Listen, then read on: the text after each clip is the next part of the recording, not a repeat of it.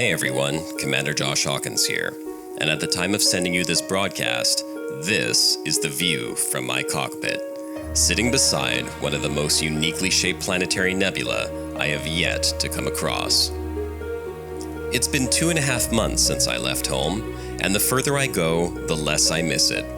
The galaxy has supplied me with some of the most incredible sights I could have ever imagined, and it seems that I'll never run out of new things to see.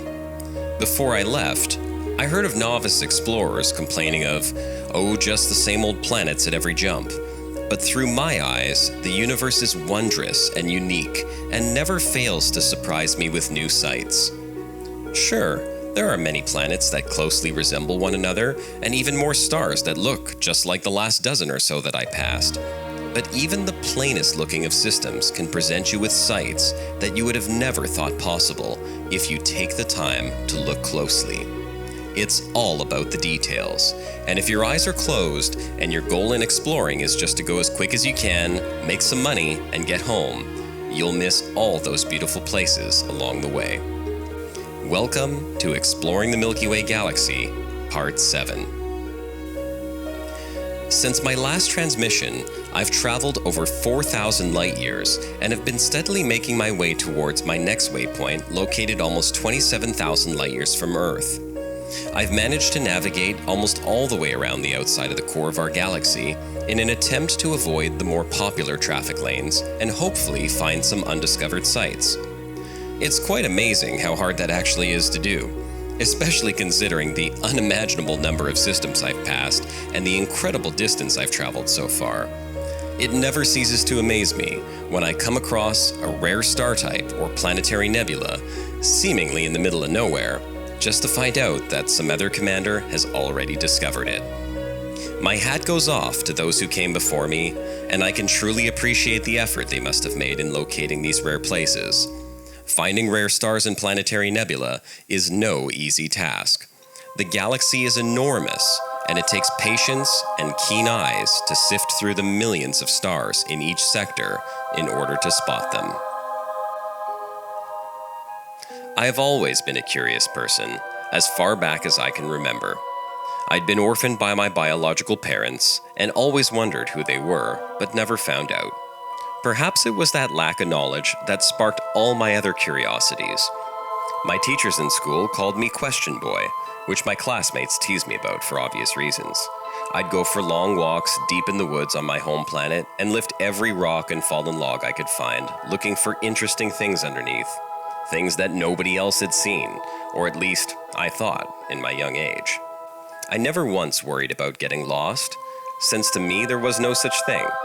Lost just meant that I was seeing something new, and fortunately I had a great sense of direction and learned to navigate by the sun and stars. And it was this curiosity that drove my passion towards the unknowns of space. As my knowledge of the stars increased, so did my longing to be flying amongst them, and the pursuit of a career in space seemed like the logical choice. Though it took a long time to earn enough credits to afford a ship capable of the type of exploration I longed for, it didn't matter to me. My first job in space was flying an Eagle as an ore prospector. Loaned to me by a small mining company, I spent countless hours flying that nimble little ship through different ring systems, launching prospect limpets at rock after rock, earning only minimal wages and some small profit shares. But that first job taught me a lot about the dangers of spaceflight and helped me to hone my skills as a pilot in even the most treacherous of places. It wasn't long before I was able to afford a small combat ship and decided to put my skills to the test. I sought out individuals who believed themselves above the law and collected a large number of bounties, flying in my very own Viper. Even in those early days, it was clear to me that being behind the flight stick was where I was born to sit. And with a master combat rank under my belt and a decent amount of credits in the bank, it was time to take a little break from combat. I purchased a large trading vessel and sank all my money into cargo to fill it in hopes of turning a profit, and that's exactly what I did. I amassed a small fortune trading, and finally the end of the road was in sight. I had earned enough credits to purchase and outfit the ship I had longed for all those years, and finally, she was mine. I dubbed her the Amelia Earhart, and this journey is her maiden voyage.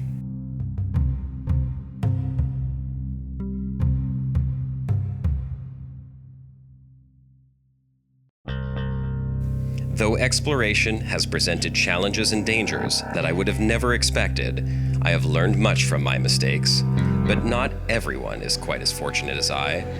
And during my travels so far, I've come to learn that space may be a lot more treacherous than I realize.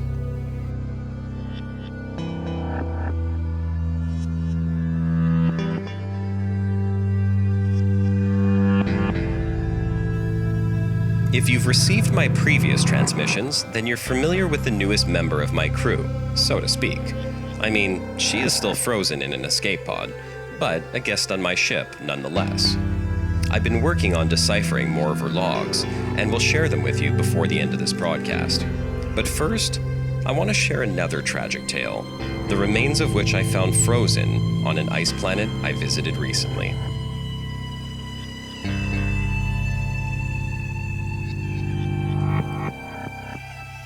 Ice planets are some of the coolest places in the galaxy, pun intended. Although not worth much in the way of profit, they can offer you so much more in terms of beauty. Aside from the stars themselves, they are by far the brightest bodies you'll find as you travel the galaxy, and these beautiful white pearls are far from boring. Their surfaces often appear deeply scarred by the shifting of enormous ice continents that make up the planet's global cryosphere, and they are usually composed of elements such as water, methane, ammonia, carbon dioxide, and carbon monoxide. Although their surfaces are hostile to life forms because they're so cold, many ice worlds have subsurface oceans warmed by internal heating processes, or from tidal forces from another nearby planet. And these subsurface oceans can provide habitable conditions for life to take hold. I can only imagine the exotic life forms that might be lurking beneath the tens of kilometers thick ice. I stopped at this particular ice planet because it had an extremely bright surface, and its rings were some of the brightest I had ever seen. Its albedo was at least 0.9, and the rings were blinding to look at directly. I wanted to stop and get some pictures from the surface to send back in this transmission, but as I approached, my ship's sensors picked up what sounded very much like a beacon. The sound repeated over and over, and my computer identified it as a distress beacon, so I flew in for a closer look.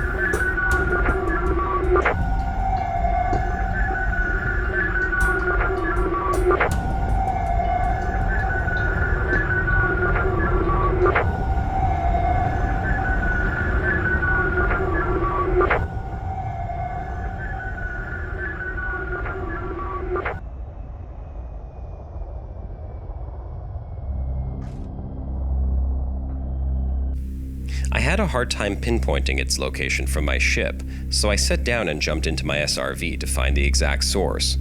But as it turned out, I was not the first one down there.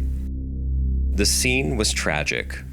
The burnt shells of 2 SRVs frozen in the ice, surrounded by debris. I scanned the black box emitting the beacon, and the data indicated that the original crash was caused by pilot error while navigating the ring system around the planet. Though the pilot didn't survive the crash, his distress beacon was activated and his defense systems remained intact. I can only speculate on what may have happened next.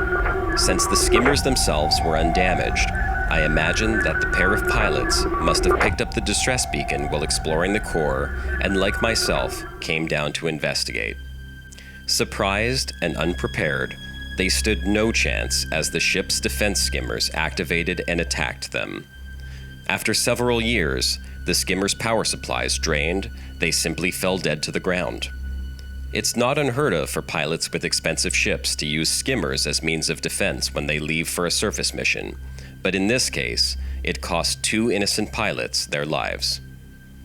I left the site and returned to my ship, and for the first time since I left the bubble, I deployed my weapons to make sure that no one else would be drawn here to witness this tragic scene.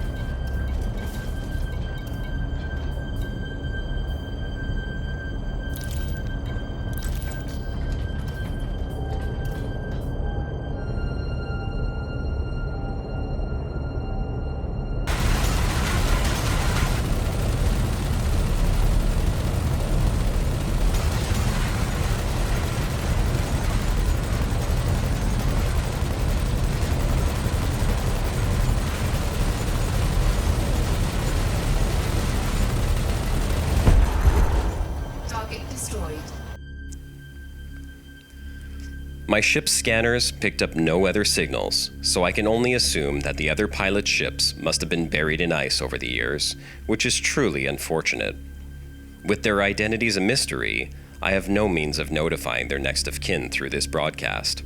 And secondly, their ships would surely have contained some additional supplies, and perhaps salvage, that I could have used to repair my hull, which took some damage recently in an accident that caused me to lose a full day's worth of recorded video of some of the most beautiful planets I've seen, and the accident itself. But I thank my lucky stars that I wasn't the first to arrive on the scene. It would seem that this broadcast is just full of bad news. 3 dead pilots, my ship suffering significant damage, and even the logs of my guest go on about the problems she was having. Here are a couple of additional recordings I've managed to decipher from her escape pod. Commander's log, day 9. Well, things haven't gone exactly as planned. Thankfully, I was trained to handle these type of problems, and it's certainly keeping me busy. I've managed to make incredible time with this ship's jump range and speed. At least I can say that the Diamondback Explorer is a great little ship, when she's working. But aside from her engines being fine, every other system on board seems to be experiencing minor glitches and malfunctions, and I can't quite figure out what's causing the problems. I only just realized today that my logs for the past 5 days weren't even recording. Good thing I've been keeping manual notes on my research on the artifact. It would be a shame if I lost those, too. Commander's log, day 10. I'm just a little over 10,000 light years from home, and new problems keep popping up. When I woke up, it was freezing in the ship. It took an hour to get the heating systems back online, and just as I did, my lights failed. So now I'm sitting in the dark, listening to that incessant noise coming from the artifact. Thankfully, the problems seem to be confined to the minor systems, so if I could just figure out what's causing them, I should be okay to continue on. Commander's log, day 11. Well, I think I might have figured out what was causing the problems, although I'm not very happy about it. Perhaps I knew all along, but was reluctant to admit it since I was so excited to have the opportunity to study one up close. But I should have realized sooner that my problems started the day that I took the artifact on board. After running a few last tests, I jettisoned the artifact, and I'm letting the scanners that Dr. Arcanon's assistant Sosha designed grab some last bits of data before I have to start moving again. At least the scanners are still working properly. Though I always got a weird vibe from him. Sosha was right as always. Cannon really does have the best toys. Clearly, she didn't fix all her problems. I think that's obvious from the fact that her ship is sitting in pieces on the surface of a barren planet. But that's all I was able to get for now. If anyone is receiving this back home, I'm 2,500 light years from my next waypoint, which I'll include in a data packet along with this transmission. I don't know when exactly I'll reach that destination, but I don't see any reason to turn around yet. Since her ship is already gone, and it's clear she was intent on a long journey anyhow, she sure is getting one, only with a much smaller window to the stars. I hope to include some additional science in my next transmission, but for now, this is Commander Josh Hawkins, signing off.